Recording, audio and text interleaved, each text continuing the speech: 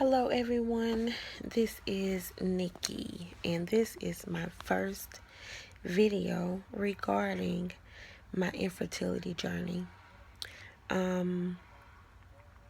Infertility is not something easy to talk about, and it's one of those things that if you're not going through it or haven't been through it, the ones that are going through it feels as if you just don't understand.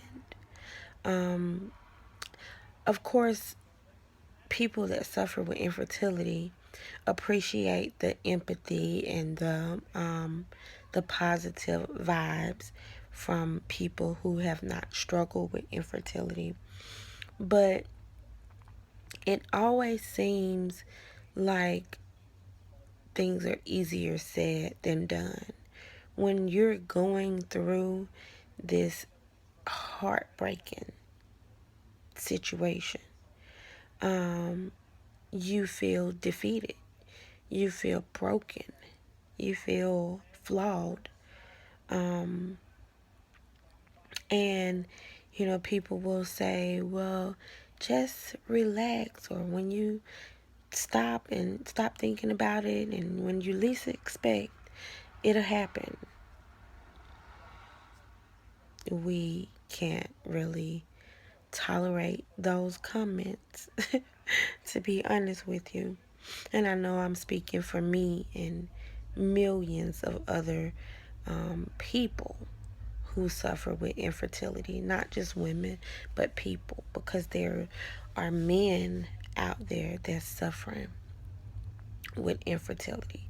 But anyhow, I wanted to start blogging about my infertility because I feel like there should be more awareness on infertility. And as a woman who has no biological kids, I know how heart-wrenching infertility can be. But it's taboo. Nobody likes to talk about it, and it's embarrassing to some.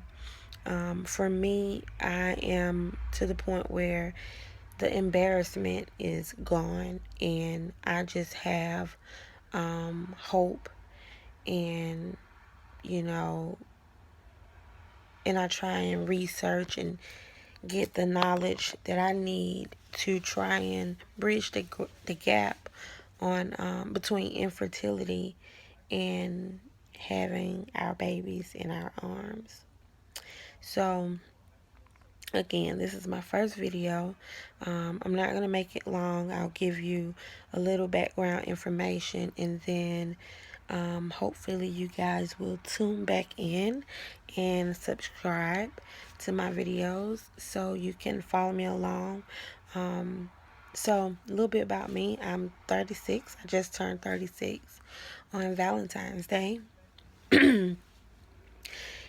Today is February the 20th, 2017. So I am with my current boyfriend slash better get ready to be fiance real soon. We've been together for 5 years. I'm sorry, 4.5 years. So almost 5 years. When we first met, I met him on my job, and we exchanged numbers, or I gave him my number after he asked for it. And we talked on the phone for weeks before we saw each other again. And in one of those conversations, I told him that I wanted him to give me a baby. I know, really early on, but he agreed. And when we finally did get together, things went really fast for us. We moved in, and we created this life together really, really fast. But we were trying from the beginning, And so basically, for 4.5 years, we have been trying to conceive. Um, I did have a chemical pregnancy just last month, which was devastating, but nevertheless, uplifting at the same time because at least I did get pregnant. But it was a long road to get there. Medication and procedures and so on and so forth. I have been diagnosed with a pituitary tumor that releases the hormone prolactin, which tells the body not to ovulate because you're already pregnant, even though you aren't. So, with having this tumor and the excess hormone, my body hasn't been ovulating. So, I've now had that under control for about 7 or 8 months consistently. I had it under control prior to this time, but some things happened, insurance and job changes and some other stuff happened.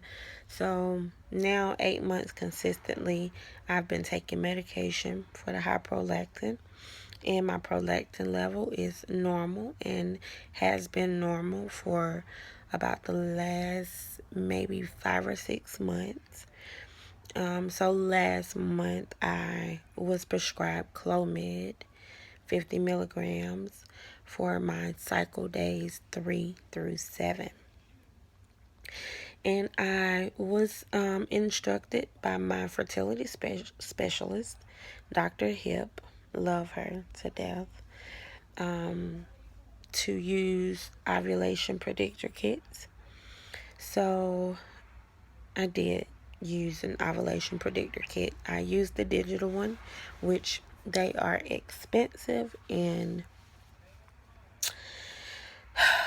they're expensive, but I needed clear cut, no guessing game answers when it came to me ovulating. So I got the expensive ones, and I got my flashing smiley faces 2 days in a row, which was around cycle days 18 and 19. And then I got my solid smiling face on cycle day 20, meaning that I would be ovulating somewhere in between cycle days 21 and I guess maybe 23.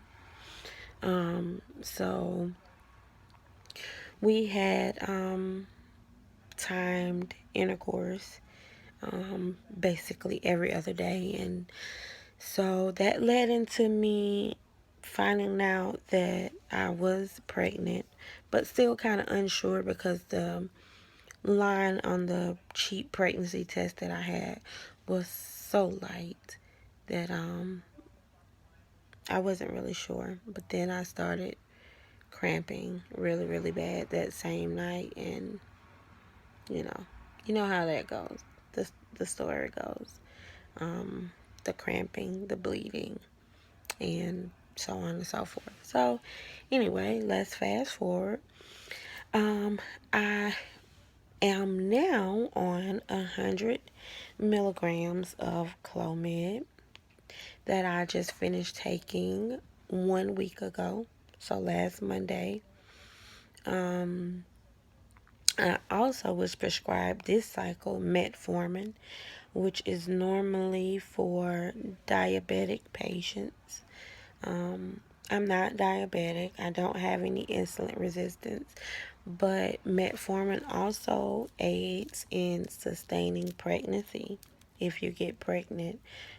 So because I had the chemical, the specialist, she wanted me to take metformin. And so hopefully if I get pregnant this cycle, everything will hold and that'll be my sticky baby. So yeah. So I'm on cycle day 14 right now. No positives on the ovulation kits so far. But I'm remaining hopeful. My specialist wants it to be a little earlier than what it was last cycle. So my fingers are crossed for maybe tomorrow, cycle day 15, or Wednesday, cycle day 16. My fingers are crossed. Um, I've also been taking my temperatures, my basal body temperature. I try and take it every morning around the same time.